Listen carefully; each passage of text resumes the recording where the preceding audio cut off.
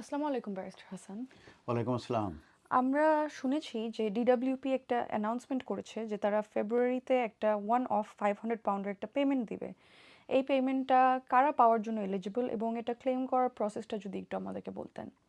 এটা সঠিক যে ডিডব্লিউপি তারা 500 পাউন্ড ওয়ান অফ পেমেন্ট দেবে, এটা কনফার্ম করেছে এবং এই পেমেন্টটা তারা ফেব্রুয়ারি মাস জুড়েই তারা এটাকে দেবে।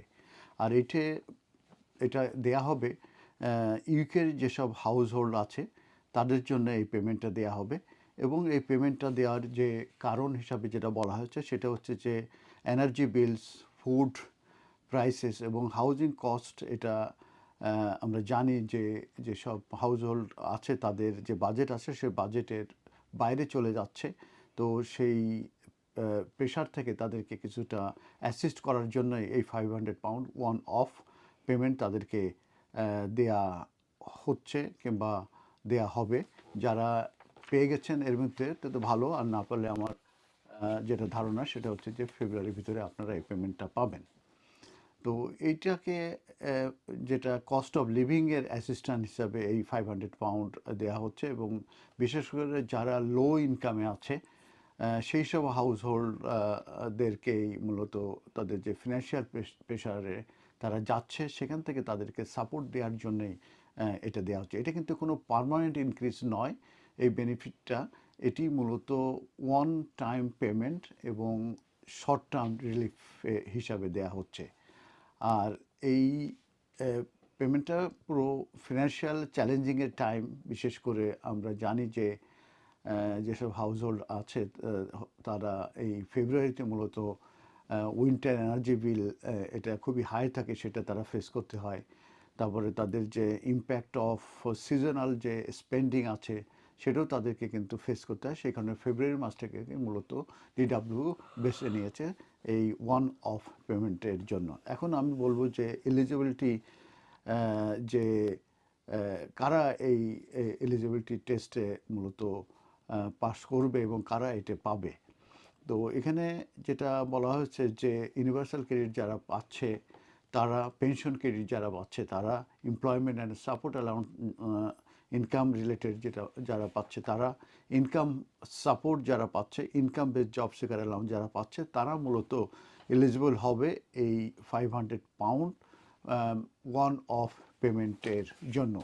এখন কোশ্চেন আসতে পারে এটা কি অটোমেটিক নাকি এটার জন্য কোনো অ্যাপ্লিকেশন করতে হবে কি না। এটার জন্য কোনো অ্যাপ্লিকেশন করার প্রয়োজন নাই। এটি মূলত কস্ট অফ লিভিং স্কিম যেটা, এটা অটোমেটিক্যালি মূলত দেওয়া হয়ে থাকে। যারা এলিজিবল হবে ডিডাব্লিউপি তাদের অ্যাকাউন্টে এই মানিটা পাঠিয়ে দেবে। আর এটা কি অ্যাপ্লিকেশন করা লাগবে কিনা আমি যেটা বলেছি, না, এটার জন্য আলাদাভাবে কোনো অ্যাপ্লিকেশন করার প্রয়োজন নাই। এখন যেটা নিয়ে আলোচনা করব, যারা ডিসেবিলিটি ডিসেবিলিটি বেনিফিট ক্লেমেন্ট করছে তারা কি এটার জন্যে এলিজিবল কি না।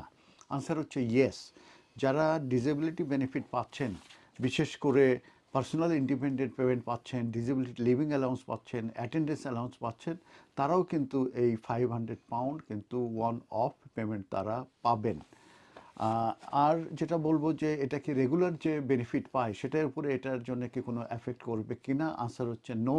ওয়ান অফ সাপোর্ট পেমেন্ট যেটা ইউজুয়ালি দেওয়া হয়ে থাকে এটা separate from your regular entitlement. অতএব যারা ইউনিভার্সাল ক্রেডিট, পেনশন ক্রেডিট কিংবা আদার বেনিফিট যারা পাচ্ছেন তাদের জন্যে যে ওই সব বেনিফিট থেকে যেগুলো যেটা যে অ্যামাউন্টটা পাচ্ছেন সেখানে কোনো রিডাকশন হবে না।